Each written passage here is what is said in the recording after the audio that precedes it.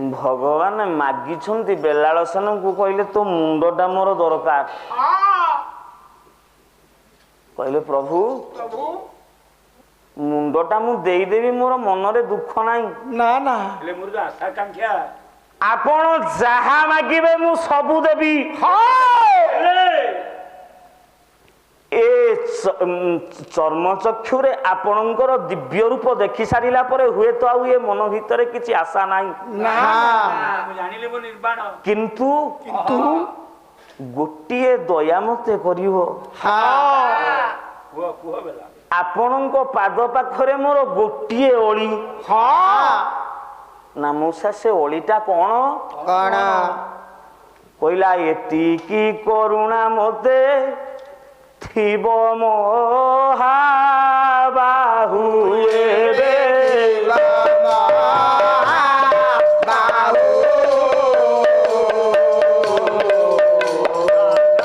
18 ଦିନ ସମୟ ଦେଖିବାର ଗୋଟେ ସମ୍ଭରେ ସ୍ଥାପିବ ମୋଟେ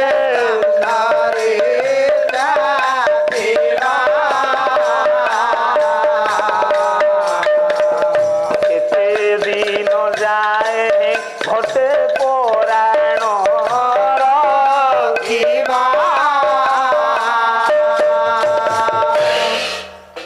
କହିଲା ପ୍ରଭୁ ମୁଁ ମନା କରୁନି, ଆପଣ ମୋ ମସ୍ତକ ନେଇଯାଆନ୍ତୁ, ଦୁଃଖ ନାହିଁ।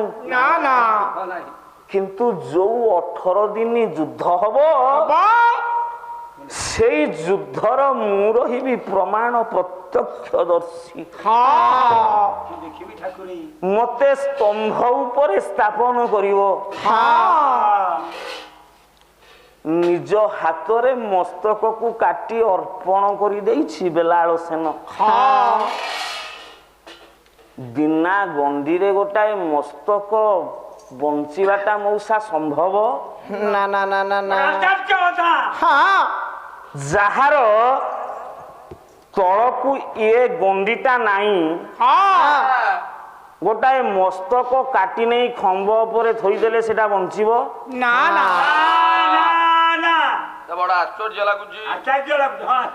ଭଗବାନ କୃଷ୍ଣଙ୍କ ପାଦରେ ବାଜିଗଲା ସୋରଟା, ଜାରା ସବର ମାରିଦେଲା। ଭଗବାନ କୃଷ୍ଣ ପଟିକିନା ମରିଗଲେ। ଚାଲୁନା ଆମ ଗାଁକୁ ଦେଖିବ, ଟ୍ରେନ ଲାଇନରେ କଟି ଯାଇଛି, ଏଇଠୁ ଗୋଡ ନାହିଁ, ଲୋକ ବଞ୍ଚି ବୁଲୁଛନ୍ତି। ଏ ପାଠ ମୋ ଭାଇ ପାଖରେ ନାହିଁ। ଏଇଠି ଭାଇ ବଇଥିଲେ କୁଆଡେ ଗଲେ? କହିଲେ ଭଞ୍ଜ ସାହିତ୍ୟ ଟିକେ ହବ କାହିଁ। ଗୋଟେ ରାଗ ଗାଉଛେ ଶୁଣୁ, କନଡା।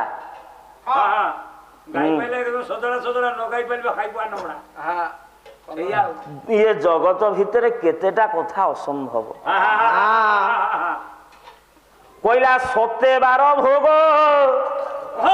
ଇଏ ରାହୁର ହୋଇବ,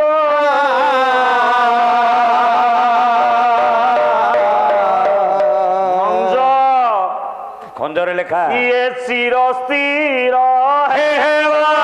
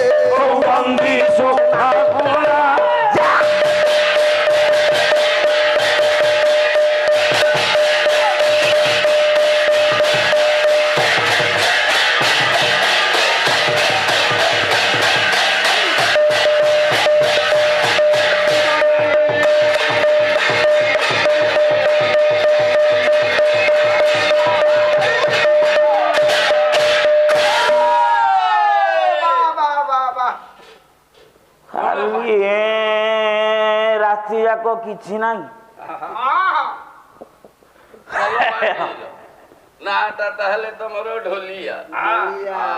ଭାରି କଷ୍ଟ ପାଇ କହୁଛୁ। ମୋ ଭାଇ କହିଲା ମୁଁ ଏମିତି ଗାଉଛି ଯେ ତମ ଛାତିରୁ କଲଜା ଖସେଇଦେବି। ସତ କଥା ଭାରି ଜୋର ଚିରାଟି ଗାଉଛନ୍ତି ସାରେ ପରକୁ। ମୋ ଭାଇ ମେଡିସିନ ଷ୍ଟୋର କରୁଛୁ ତୁ ତ ମେଡିସିନ ଦେଇକି ଲୋକକୁ ମାରିଦଉଥାଉ। ମାନିବାକୁ ପଡିବ ସେ ମାନେ ସ୍କେଲ ଘର ଦ୍ୱାର ବୁଡେଇ ଦଉଛନ୍ତି କଣ୍ଠ ଦେଇଛନ୍ତି। କଲିଜା ତା ଛାତିରେ କୋଉ ଦିନ ହେଲା ସେ ଏବେ କୋଉଠି ଥାଏ ସାରେ? କଲିଜାଟାକୁ ବୈଜ୍ଞାନିକ ଭାଷାରେ ଯକୃତ କହନ୍ତି, ଲିଭର ଏଇଠି ଥାଏ। ୱାଓ ଫ୍ୟାଣ୍ଟାଷ୍ଟିକ। ଛାତିରେ ଯୋଉଟା ଥାଏ ଏଟା ଫୁସଫୁସ। ହଁ ହେଟା ଫୁସୁ ଫୁସୁ। ଆଉ ତମେ ତ କଲିଜା କୋଉଠି ଅଛି ଦେଖିନା? ଇଏ ଔଷଧି ଦୋକାନ ଦେଇଛନ୍ତି ମାରିଦେବେ। କଲଜା ଖସେଇ ଦଉଛି। ଭଗବାନ କଣ୍ଠ ଖଣ୍ଡେ ଦେଇଛି ସେମିତି ହଉଥା। ହଉ ହଉ ଭଲ କଥା ଛୁଆର ଭବିଷ୍ୟତ ଅଛି। ସତ୍ପଥିରେ ଆରେ ମତେ କାଇଁ କପି କରୁଛ? କବି ସମ୍ରାଟ ଭଞ୍ଜ କହିଲେ ସତେ ବାର ଭୋଗ ରାହୁର ହଇବ ଚିର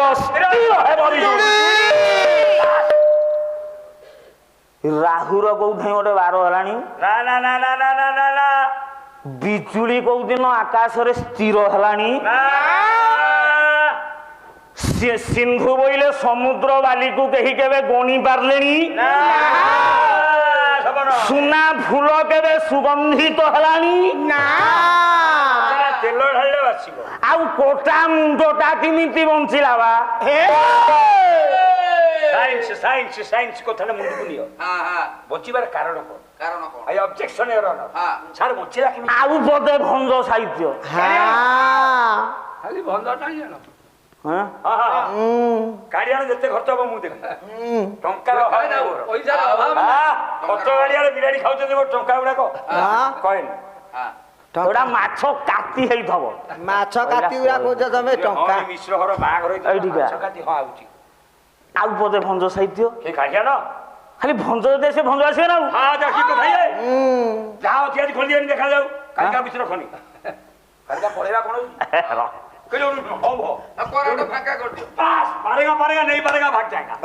କହିଲା ଚିକୁର ସହି ମୁକୁର ପ୍ରତିବିମ୍ବ ଇଏ ଆଲିଙ୍ଗନେ କିବା ଆସିବ।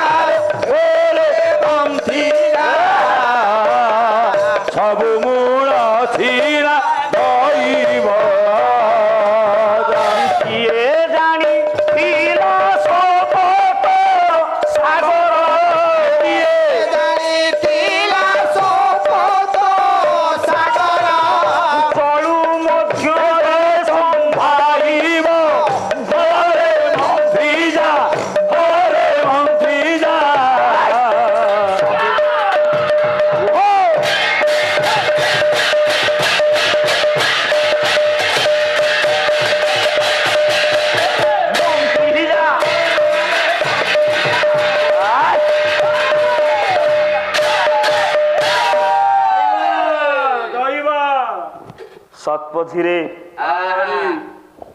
ତୁ ପୁଣି କାଇଁ ବସି ପଇଲୁ? ସାରେ ଆମେ ଏଥର ବସିବିନି। ଏଇଠୁ ବସିବା ବନ୍ଦ। ଏଇଠୁ ବନ୍ଦ। ମୂଳରେ କିଏ ଜାଣିବା? ମୂଳରେ କିଏ? ଭଞ୍ଜ କଣ କହିଲେ ବୁଝେ। কইলা চিকুর সহি মুকুর প্রতিবিম্ব আলিঙ্গনে কিবা আসিব This called filter house. Okay I am sorry because my nothing daddy. হ্যাঁ ক্যামেরাড়ি মু কিছু বুঝি পারলিনি। হ্যাঁ তো বউ ଯୋଉ যৌতুକରେ ଆନି ଗୋଟେ ଡ୍ରେସିଂ ଟେବୁଲ হ্যাঁ হ্যাঁ হ্যাঁ সেটা আমার নাতনি বউ বি আনিছি। হ্যাঁ কাই তম ঘর কথা কହୁନ? ସେ ଡ୍ରେସିଂ ଟେବୁଲ ଅଇନା ଆଗରେ ଠିଆ ହେଇ ଆଇନା ମିରର ୟା হ্যাঁ ଦର୍ପଣ। ତୋ ପ୍ରତିବିମ୍ବକୁ ତୁ କୁଣ୍ଢେଇ ପାରିବୁ ହଁ କୁଣ୍ଡେଇଲେ ଖଣ୍ଡିଆ ଖବର ହବ। ଏଟା ସେପଟରେ ନାହିଁ ଏଇ ଏପଟେ ନାହିଁ ହବ ନାହିଁ। ସପନ ଧନରେ ବଣିଜ କରିପାରିବୁ ନା ହେଇପାରିବ ନାହିଁ। କଜଳରୁ କାଳି ଛଡେଇ ପାରିବୁ ନା ଅଙ୍ଗାର ବି ଛାଡ଼ିନି ସେଥିରୁ ଛାଡ଼ିବନି। ଭଞ୍ଜ କହିଲେ ହବ ହଁ ହବ ହବ ହବ କେମିତି କିପରି କୋଉ ଭାବରେ? ସବୁ ମୂଳ ସିନା ଦଇବ ରେ କିଏ ଜାଣିଥିଲା ଶପଥ ସାଗର ଚଳୁ ମଧ୍ୟରେ ସମ୍ଭବିବ ସପ୍ତ ସାଗର ଅଗସ୍ତି ଯେତେବେଳେ ଚଳୁ ଭିତରେ ସମ୍ଭବି ଚଳୁ କରିଦେଲେ ଭଲ ବୈଜ୍ଞାନିକ କିଏ ଜାଣିଥିଲା ସବୁ ମୂଳ ସିନା ଦଇବ ଯାହା ଚାହିଁବ ସେଇଆ ହବ ସେ ଯଜ୍ଞରୁ ଝିଅଟେ ବାହାରିଲା କାହିଁ ତମର ଯଜ୍ଞ ଏତେ କରୁଛ କାହିଁ କେହି ଗୋଟା ଝିଅ ବାହାରୁନାହାନ୍ତି ଆମେ ଟେଷ୍ଟ ବି କରୁଛୁ ହେଲା ନାହିଁ ବୋଲି ଆଉ ଯଜ୍ଞରୁ ବାହାରିଥିଲେ 7-8 ଗାଡି ଯଜ୍ଞ କରିଛି ମୁଁ। হ্যাঁ 7ଟା ଘର ପ୍ରତିଷ୍ଠା ବି ଯାଇଛି ଏଠି ହୋମ ହେଇଛି। হ্যাঁ କାହିଁ କହିଲା ଯଜ୍ଞରୁ ଉତ୍ପତ୍ତି ଯେଣୁ ନାମ ଯାଜ୍ଞ ସେ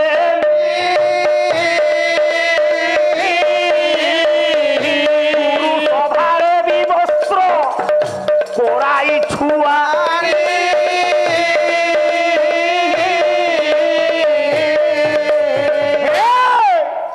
ସବୁ ମୂଳରେ ଦଇବ ନାଇଁ ୟାର ଆଉ ଗୋଟାଏ କେନା ଅଛି ଆରେ ଏ ଦୈବ ବିନା ଗଣ୍ଡିରେ ଇଏ ମୁଣ୍ଡଟା ରହିଲା କେମିତି ଗୋଟେ ରାତି ପାଲା ଏଟା ସିଏ ବି ଗୋଟେ କଥା ଓ ସେ ଦେଖିବା ଆ ପର ଏଠି ଗଣ୍ଡି ଅଦଳ ବଦଳ ହେଇଛି ମୁଣ୍ଡ ଅଦଳ ବଦଳ ହେଇଛି ଗୋଟାଏ ଶବର ପିଲା ଆଇଛି ମୋ ଭାଇ ଶୋଉନାହିଁ ନହେଲେ ମୁଁ କହିଦିଅ ନା ନା ଏ ଶୋଇନା ହଉ ଗୁଣ ବିଶାରଦ ଧୀମନ୍ତ ବିମନ୍ତ ବାରେ ଡେରି ଥିବେ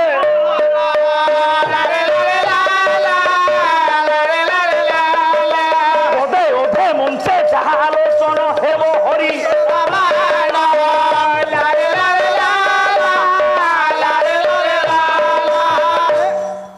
ସତ୍ପଥିରେ ଆରେ ଶପଥ କରିଛି ବେଲାବାଳି ଆଣିଗା ଆଣିଗା ଭଗବାନ କୃଷ୍ଣଙ୍କର ଗଣ୍ଡି ମୁଣ୍ଡ ଅଲଗା ହବ ସାର୍ କଲା ନା ହଁ ନା ନା ମୁଣ୍ଡ ଅଲଗା କଲା କି ନାହିଁ হ্যাঁ ମୁଣ୍ଡ ବେଲାବାଳି ବାହାରୁଛି ଖୋଜିବ କୃଷ୍ଣ କୋଉଠି ପଦ ଧୂଳି ମୁଣ୍ଡରେ ବୋଳି ହେଇଛି ଧୀରେ ଧୀରେ ରାତି ପାହି ଯାଉଛି ମୋ ଗୁରୁଙ୍କର ଗୁରୁ ନରୋତ୍ତମ ମହାପାତ୍ର କହିଲେ ସିଏ ତାଙ୍କ ଭାଷାରେ হ্যাঁ କଣ ଲେଖିବେ ଜାଣିବା হ্যাঁ ନା ନା ନରୋତ୍ତମ ମହାପାତ୍ର କଣ ଲେଖିବେ ନାଇଁ ଏଇଥର ଭଲ ବାଗ ହେଲା হ্যাঁ ଆଉ ଆଇଲା ବେଳଠୁ ଚକାସନ ମାରିଛୁ କଣ ଅର୍ଜନିଆ ଖାଇବାକୁ ଆଇଛୁ ଆଉ କଣ ଆମେ ଗୋଟେ କେଉଟିଆ ବାମନ ନା କଣ ଆଉ ଆପେ ବସିବାର ଗୋଟେ ଛାଟ ଅଛି ନା ଚକାସନ ମାରି ବସ ରାତି ପାହି ପାହି ଆସୁଛି হ্যাঁ ଦେଖିବା କେମିତି ଧୀରେ ଧୀରେ ପାଇବ କହିଲା ପ୍ରାଚୀ ଦିଗ୍ବଳୟ ହଉ ଇଏ ଭେଦିମା ରତନ ଖାଲି ରାତି ସାରା ପରିଶ୍ରା କରି କରିବେ ଇଏ ସୁବର୍ଣ୍ଣ ମୟୂଖା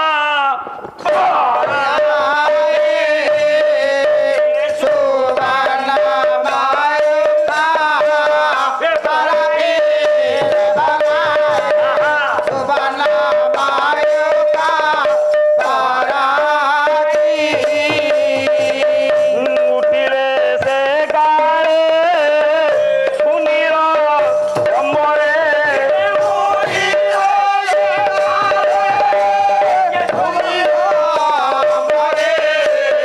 ତମ ଚକ୍ର ଗରେ ବିନା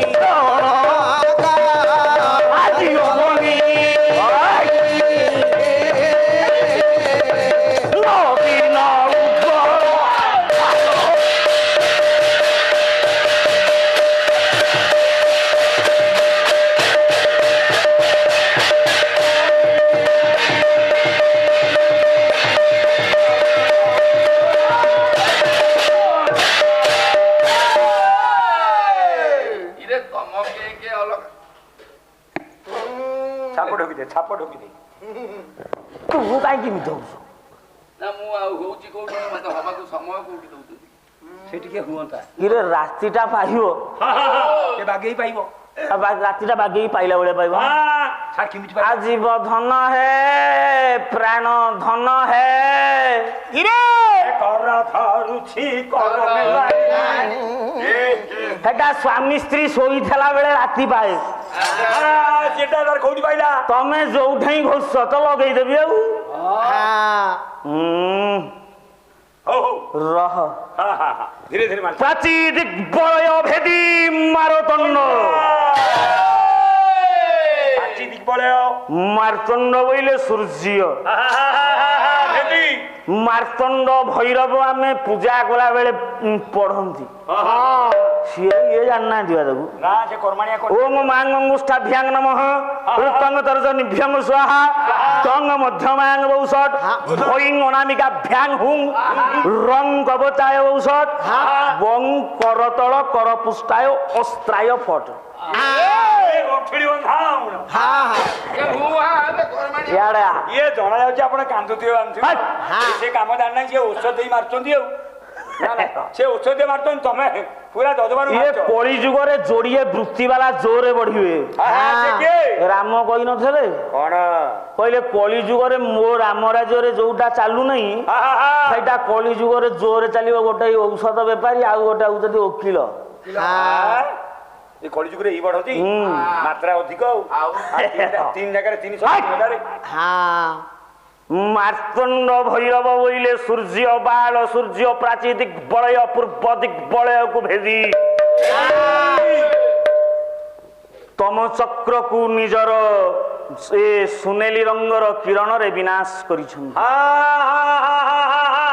ଧୀରେ ଧୀରେ ରାତି ପାହି ଆସୁଛି ଖାଲି ପାଇଯାଉ ସର୍ଟକଟରେ ସର୍ଟକଟରେ ପାଇଯାଉ ଦ୍ୱିତୀୟ ଥାକ ବେଲାବାଳି ଚାଲିଛି କୃଷ୍ଣ ଖୋଜି ନା କୃଷ୍ଣ କାହିଁ ସେ ଖୋଜିବ ଆଉ କୃଷ୍ଣ ଦେବା କହିବେ ସିଏ ଠିକ ଘାଟରେ ପହଞ୍ଚି ପହଞ୍ଚି ଆଜିକାଲି ଦେଖୁନୁ ମା ମାନେ ଗୋଟେ ଗୋଟେ ମାଙ୍କ କଥା କଣ କାଶ ହଉଛି ନା ମାଙ୍କ କଥା କହିଲେ କାଶ ହବ ଆଜିକାଲି ମା ମାନେ ଗୋଟେ ଗୋଟେ ସ୍ୱୟଂ ସହାୟକ ଗୋଷ୍ଠୀ କରିନାହାନ୍ତି ଗୋଷ୍ଠୀ ସିଏ ତାଙ୍କର ଯେତେବେଳେ ଯାହା ସୁବିଧା ଅସୁବିଧା ସେ ଗୋଷ୍ଠୀ ଦେଇ ସମାଧାନ ହବ ଏକତ୍ରୀକରଣ ହେଇଯିବେ এইখানে হাত মারদেলু মো ভাই কইলা বলি আর ছাতিরু কালে কলজা ঘোষার দেবে আরে ମୋ ସ୍ତ୍ରୀ ସେ ମେମ୍ବର ଅଛି ସେଥିରେ তো স্ত্রী কোন ইন্দিরা গান্ধী ସେ ଅଧ କିଲୋ ଖଣ୍ଡେ ଟମାଟୋ ସସ୍ ଲଗେଇ ଦଉଛି ମୁହଁରେ ଗୋଟେ ବଡ ଭେନିଟି ରଖିଛି ଆଉ କାନି ପୁରା ଛାତିକି ଚାଲୁଛି କୁଆଡେ ଯାଉଛ କହିଲେ ମୁଁ ସ୍ୱୟଂ ସହାୟକ ଗୋଷ୍ଠୀର ଲିଡର ମୁଁ ଜାଣିଛି ଆଜ୍ଞା ସେ କହିଦେଲେ ବୋଲି ମନେ ପଡିଗଲା ସେଇଥିପାଇଁ ୱାର୍ଡ ମେମ୍ବରରେ ଠିଆ ହେଇକି 4 ଥର ହାରିଲୁଣି ଅଲଜ୍ୟା ଆଜ୍ଞା ସେଥିରେ ଅଛି ବସ ବସ বাবুরে যাই পৌঁছি যাইছি রেবতী নিকটরে বেলাবাড়ি পাখেরে অছন্তি শঙ্কর্ষণ বইলে বলরাম উভয় বসিছন্তি এই সময় বেলাবাড়ি পৌঁছি গোটাই আভূম প্রণাম জ্ঞাপন কলা কইলা বড় ঠাকুরে কহ মা কহ ତମେ ଯୋଉ ବସିଛ ଏଠି ତମକୁ ଦେଖିଲା ବେଳକୁ ମତେ ଦୟା ଲାଗୁଛି କାହିଁକି କଣ ମୋ ଆଡେ ଅସୁବିଧା ହେଲା କିଛି ଆଚ୍ଛା ତମେ ମନେ ମନେ ଚିନ୍ତା କରିଥିଲ 2 ଜଣ ଯାକ ତମର ଯୋଉ କନ୍ୟା ଥିଲା ତା ନା ଶଶିରେଖା ତାକୁ ବାହା ଦେଇଥାନ୍ତ ଦୁର୍ଯ୍ୟୋଧନ ପୁଅ ଲକ୍ଷ୍ମଣ କୁମାର ନା ନାଇଁ কইলা ভালি ছিল মনে ইয়ে লক্ষ্মণ কুমারে ইয়ে শশীরে খা রত্ন